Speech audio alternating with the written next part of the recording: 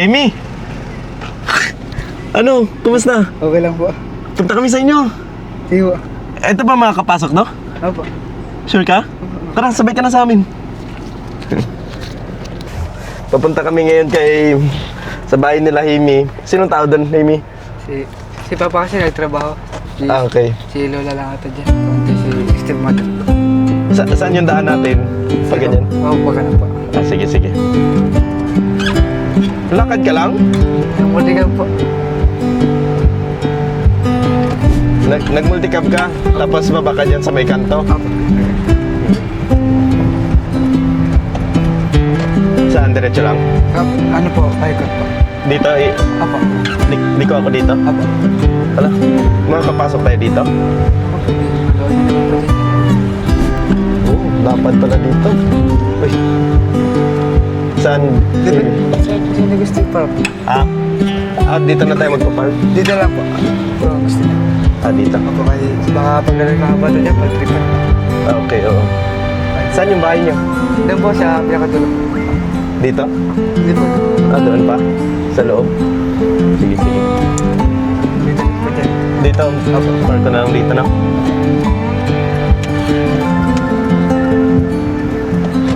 Ito, okay lang dito? Ito po. Gandang hapon po.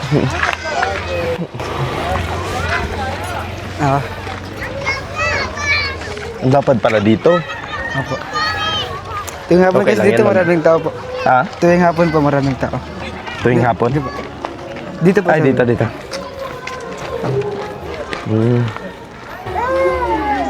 Gandang hapon. Mauna kami.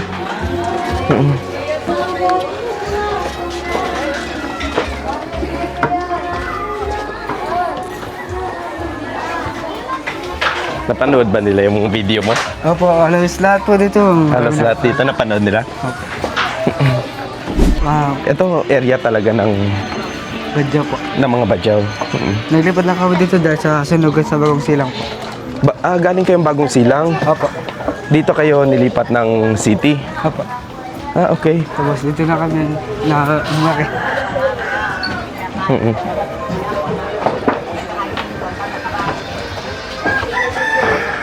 Amuin na! Amuin nga, impek ka! Wai! Wai Mariata! Okay.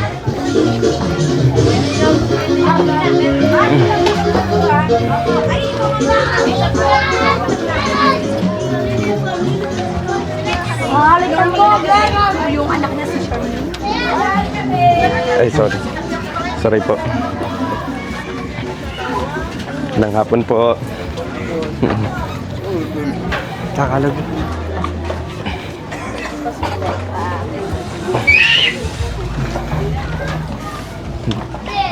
Ang layo ng sa inyo ah. Opo, kami ba pinakadulo? Pinakadulo kayo? Opo.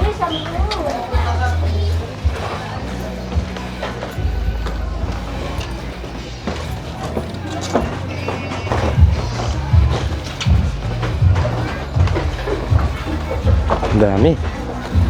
Dami nyo pala dito. Opo.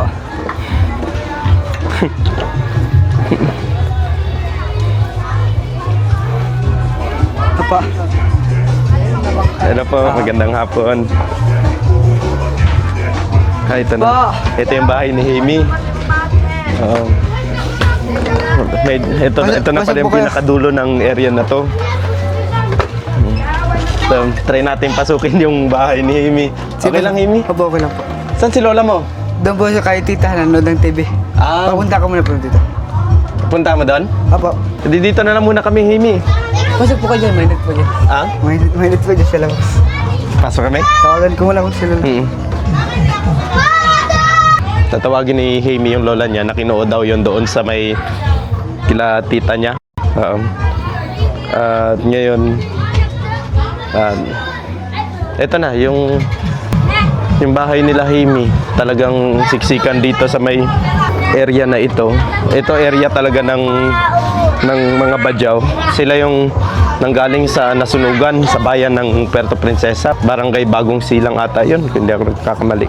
Barangay Bagong Silang. Hello po, Lola. Kayo po yung... Ako po yung tita niya, tapos yan ang lola niya. Ay, hello po. Magandang hapon po. Oo. Marunong Kaya- gano'n, biyanan ko magtagalog, kaya sinama niya po.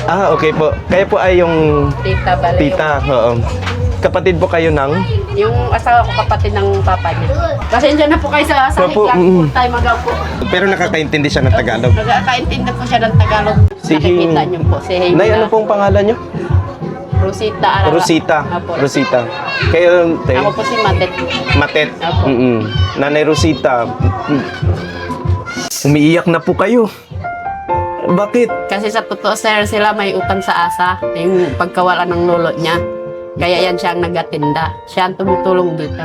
Siya ang nagabili ng paninda. Siya ang nagatinda. Masaya lang po siya kasi hindi niya sukat akalain sir na magpunta kayo dito. Na na-surprise lang ba siya sir? Nanay, saan ka kumukuha ng mga gulay? Sa Central Bank po. Yun doon, sa may bagsakan mismo. Opo. Oo. Yun yung tinitinda ni Amy. Opo. Kayo, Nay, dalawa na lang kayo dito. Dito natutulog po yung papa niya sir. May Dito bahay, natutulog yung papa niya. Oo, kasi nalulungkot po si nanay pag walang katao-tao dito sa bahay nila. Pag wala yung papa, dalawa lang sila. Opo. Yan si pag may nahiraman si Bianan, nakakabilit na si Bianan ng mga gulay dun sa Central Bank. Minsan nag-ano rin siya, nag-kuha ng pambili niya lang dito, nagapalit sila ng damit para lang may benta si Bianan dito po. Palit ng damit? Opo, yung damit ni Bianan na hindi niya na sinusot, pinapalit niya. Binebenta niya? Pinapapalit niya po ng mga gulay, saging, ganun po, para lang may makain po sila. Matanong ko lang po, kung okay lang po Okay lang po, sir. Saan na po yung nanay niya? Sa Roas na po, may asawa na po. Part din siya ng ng Badyaw Opo. community. Opo, badyaw rin po yung mama niya. Yan siya kasi, siya lang naghahanap buhay sa sarili niya. Hindi naghahingi sa papa niya. Si Amy? Opo. Hindi ka humingi sa papa mo? Kahit bigyan ng papa niya, sabi niya may baon na ako pa. Naawa rin siya siguro sa papa niya kasi minsan container van, minsan tricycle driver po. Kaya siguro hindi na siya humihingi sa papa niya. Na ano niya na rin yung papa niya napagod kasi may pamilya na rin siya iba. Pero nagpunta rin po dito si yung papa niya. Dito sila tumutulong. Nakaiyak naman marinig yun. Na binibigyan ka na, hindi mo tinatanggap. Ang gusto mo, ikaw talaga yung kumikita, nagsusumika para sa sarili mo. Ito ay talagang light materials, gawa sa light materials. Opo, mga dingding Mga niya. plywood. At parang basa. Na ano na to? Tapik lang po siya. Parang yan Nakuha lang yung mga dingding na ito ng papa niya sa tinatrabahuan niya. parang binibili niya lang yan sa mga Oo. kasamahan niya, isang-daan. Ito po sir kapatid ko. Isa ro. Ito yung kapatid mo sa Rojas. Yan ang niya sa Roas. Hello. Talaga? Kaya bata pa ako nun. So ito yung kapatid Yung mo. may pangalawa. Babae, ito babae. Pag sunod din Ito babae. ikaw. Babae silang dalawa. Ito yung pag second. Ito. Yan po, sir. Ito siya. Okay. Ito yung bunso. O, yan ang... Ito yung bunso. Yan ito yung hindi mo- magagawin po siya. Oo. Hindi po. Yung tinatanong kita na hindi mo alam kung ilang taon na. Opo, ayan po yan. Oo. Ito siya. Dito po ako sila namin sa bahay.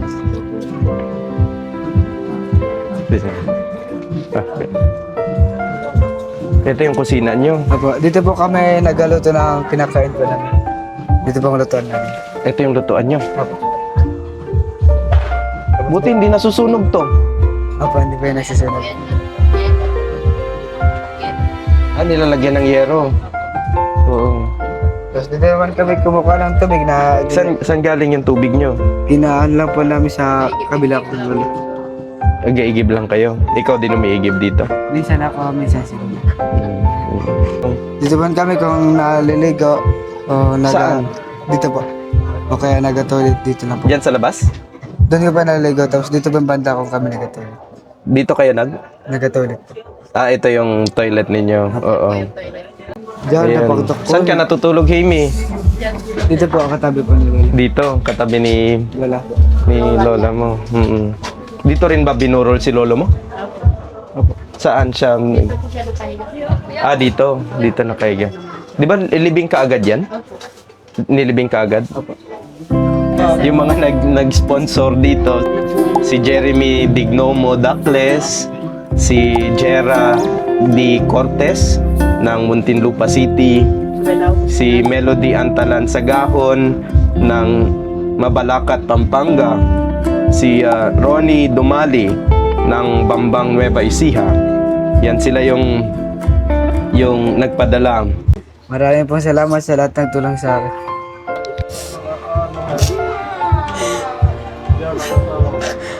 Thank you na lang po sa nagtulong sa kay Hailey. Ba't naiiyak kayo, Nay? Hindi na pigilan. Saya ko po. Salamat na lang po. Nasaya lang po siya kaya lang may nagtulong po kay Hailey. Ipa-stop na sana nga ngayong grade 6 tapos niyo po. Ngayon sana po yan magtatapos ng hindi na siya mag-aaral. Pero sabi niya, ako na lang magpaparal ng sarili ko hanggang grade 7. Abutin ko hanggang katulad kay Kuya. Talaga? Grade 12. Correct. Hanggang grade 12? Hindi ka na sana papasok? Ay, hindi ka na mag-aaral after ng grade 6?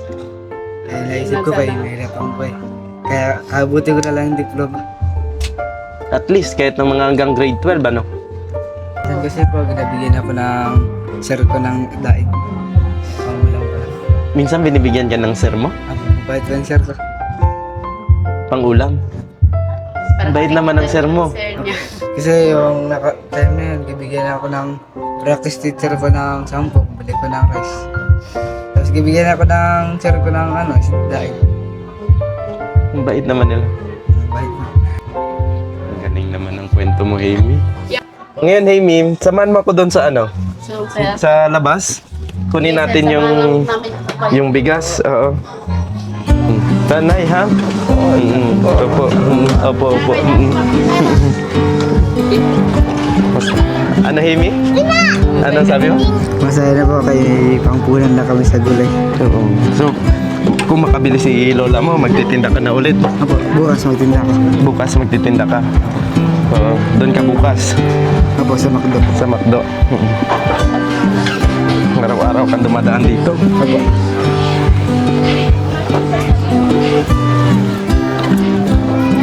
Tutulungan po ako dahil ng bigas. Oo. 25 kilos yung bigas na binigay ni ma'am. Yung kanina nabanggit ko.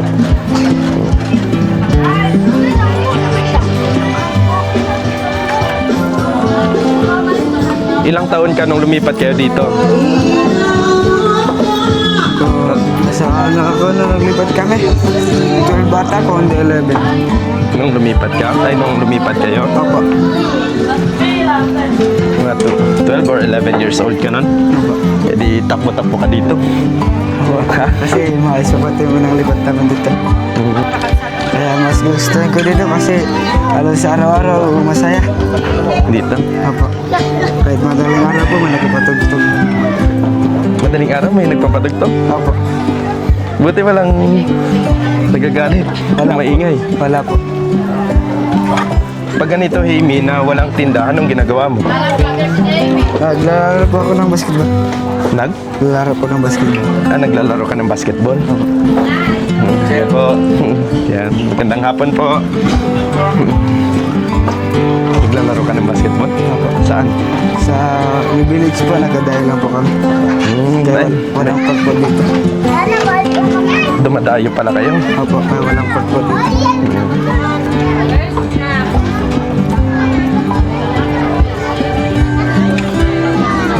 Daming tao. Parang laging piyesta dito, no? Ha? Opo. Araw-araw po dito ganyan. Ang saya-saya nga, oh. May tugtog. May palaro.